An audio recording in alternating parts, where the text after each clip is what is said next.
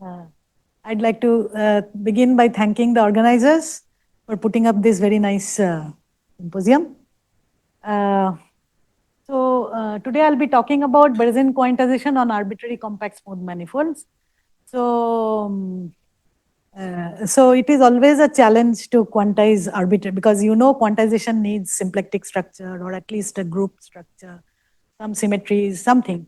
But we are interested in doing certain deformation quantizations like Berezin or Fedosov or Odzevich, which actually do not need so much structure. It needs those structures, but you can induce it from another symplectic structure in which it's embedded. So that is the idea. So Berezin gave a way of defining a star product on the symbol of bounded linear operators acting on a Hilbert space. You can, since there are so many physicists in the audience, bounded linear operators, you can think of them as observables, right? And Hilbert space is the Hilbert space of quantization. And reproducing kernel, you can think of it as coherent states, okay? And Berezin gave on Kähler manifolds under certain conditions. So there is a parameter in the theory, namely H cross. And in the limit H cross goes to 0, the star product is the usual product, and the commutator of the star product is proportional to the Poisson bracket up to first order. This is called the correspondence principle. Now we wish to include systems in the quantization scheme which do not have symplectic structure or group action, and study if there are semi-classical limit of some quantum system as H cross goes to 0.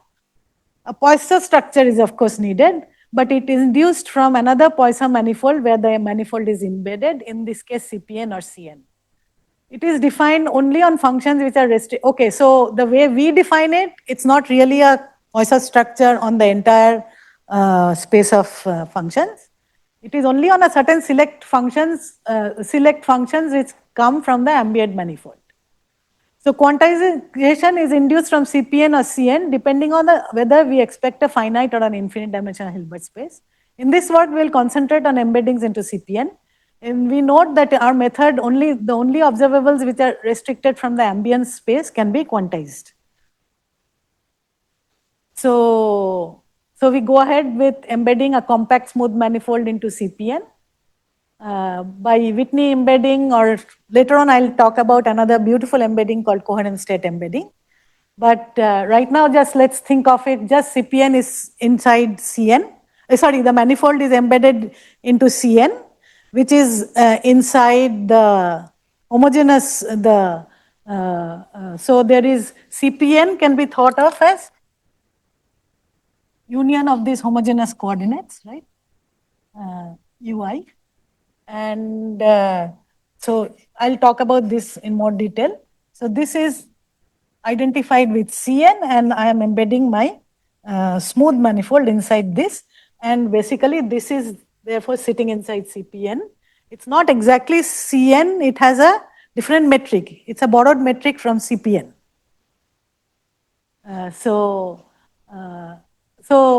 And this approach is little different. It's a generalization of methods developed by myself and Kohinoor for his thesis. So this is a little different from there. And all quantizations depend on the embedding. And this is a talk based on my paper, RKHS, Berezin and Odzevich on arbitrary smooth manifolds. Okay. So now what is geometric quantization and coherent states on CPN? So Berezin considers it as a homogeneous scalar manifolds and obtains the quantization. But we need a more local picture. So CPN, as I said, can be thought of as union of all these UIs. And the first U0 is where mu0 is not equal to 0. So it's the equivalent class of mu0 to mu n, homogeneous coordinates on CPN. Mu1 till mu n be inhomogeneous coordinates on U0, such that 1 mu n class belongs to U0, and CPN is union of these. So we will only consider the one where mu0 is not equal to 0. And the rest will be mu1 till mu n. Those are the running coordinates on U0. Okay. And then the Fubini-Study form is given by this, and using that, the Poisson bracket on two functions T and S is given like this. and H tensor M be the mth tensor product of the hyperplane section bundle H on CPN. So, and this is phi Fs is the scalar potential. So now H cross, I am thinking of it as 1 over M, where M I am going to make it bigger and bigger. M is an integer, okay. So H cross is going to 0, but I am going to think of it as a fraction, 1 over M going towards 0, okay. So now this is the volume element on CPN, and these are some constants, all depend on this H cross parameter, 1 over M, okay. And this is another constant. Why do I need these constants? To normalize uh, uh, the basis of the Hilbert space. What is the basis of Hilbert space of quantization? That is the polynomials mu1 to the q1, mu n to the qn, such that q1 plus qn equals to q, and q goes from 0 to m. Okay, these are the and divide by the normalization constant, whatever it is. Okay. So this is the orthonormal basis in Cn with respect to the inner product. We had defined the inner product like this. Sorry, I forgot. This is the inner product. Okay, and the span of this form a Hilbert space with the above hill. And how do we find the coherence? Typical coherence states. The coherence states are you make this sum psi mu nu equals to phi bar q1 till qn q mu phi q1 till qn q. So these are the multi indices. These are the multi indices. So I just take bar of those, evaluate at mu, that is the mu coherence state, okay, and then I evaluate it at nu. So basically psi mu is the coherence state, mu belongs to CPN. Okay, and this actually coincides with your notion of coherence state also when you move it around with a group. And so these are called Ronsley type, but for CP1 for spin and all, these coincide with the usual notion of coherence states you have learned. So now these have the reproducing kernel property and resolution of identity property over completeness and so on. So everything which are coherence state, maximum likelihood property and all that. So now Berezin quantization on CPN, as I said, this is the Keller manifold. I'll skip all this because not much time. So this is the Poisson bracket, recall, and this omega ij fs are the coefficients of the inverse of the symplectic form. This is the symplectic form. These are the coefficient of the matrix of the inverse of the symplectic form, Fubini-Study form. Okay. So now what I do is I restrict everything to U0, which is like Cn, and I calculate these, right? And I construct the coherent states like this. Sorry, I repeated everything. So these I did.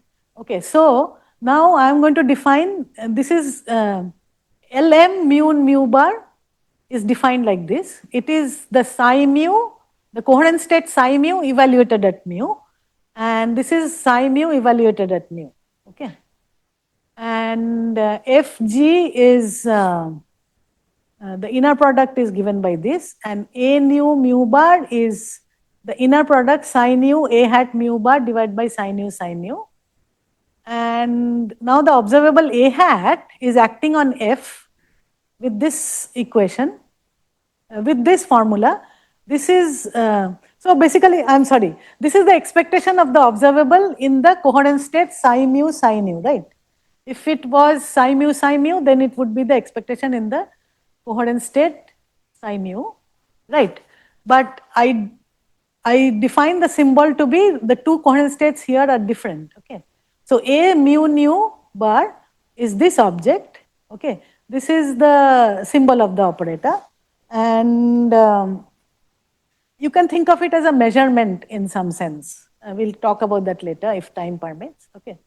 So this is A hat F.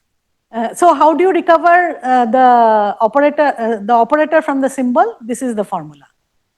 And now if A1 and A2, A1 hat and A2 hat are two operators, what is the symbol of A1 hat composed with A2 hat?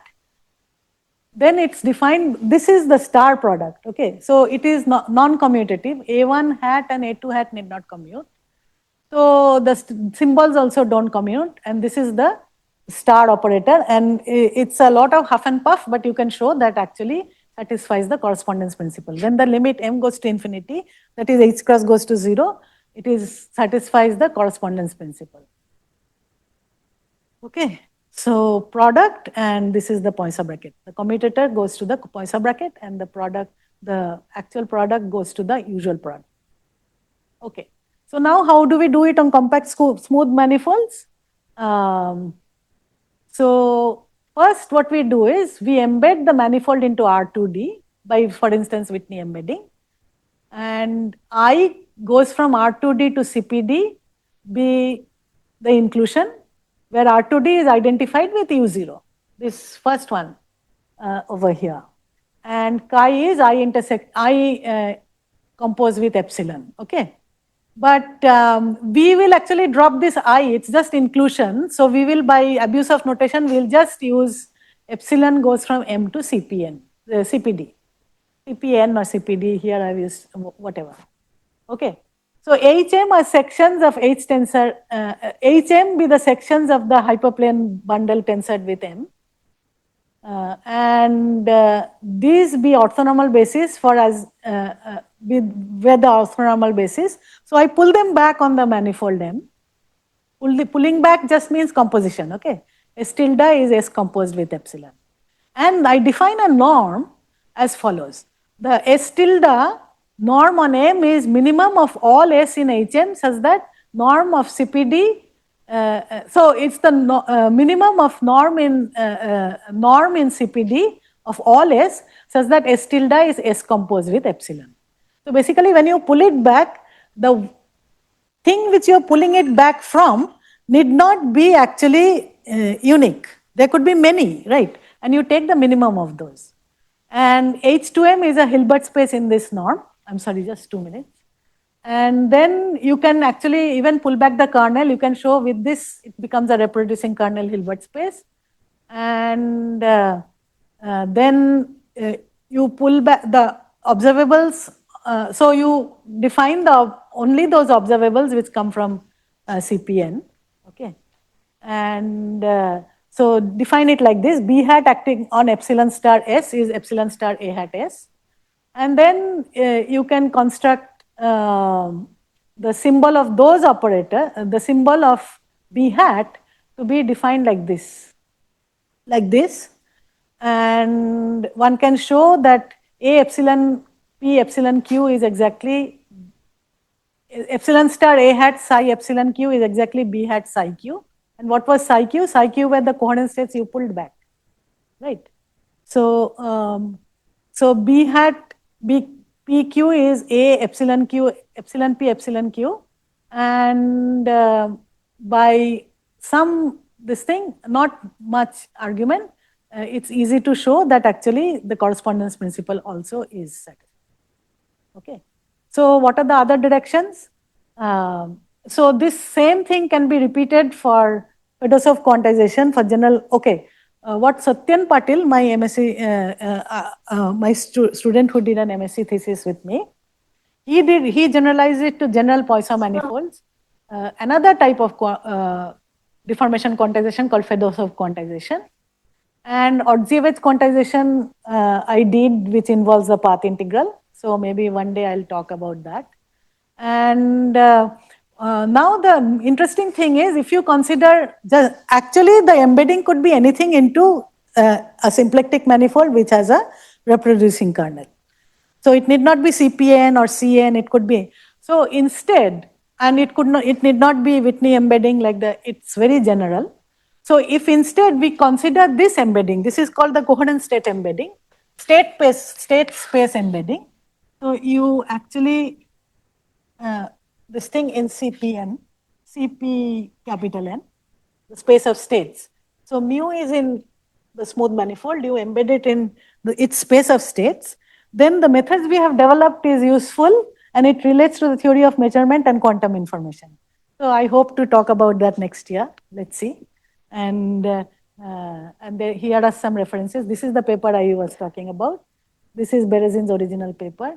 And Kohinoor and I have written some papers on this. And these are some useful references. And we also want to see if there is any application to quantum Hall effect, all those things. Whatever we have done has some application in quantum Hall effect and so on. Okay, that's all. Thank you so much. Thank you, Rukmini. Now we'll move to the questions.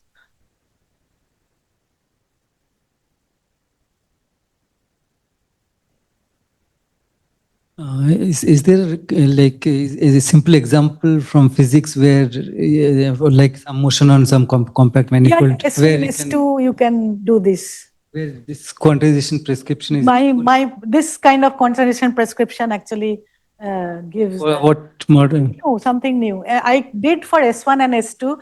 Right now I don't remember. It's a little bit different depending on how you embed it. So S2 itself is CP1, but if you embedded it to slightly higher dimensional CPN, it actually yields something interesting. I'm sorry, I have just forgotten right now, but yeah, S1 and S2 I did. Yeah. So. Okay, thank you, Rukmini. Okay.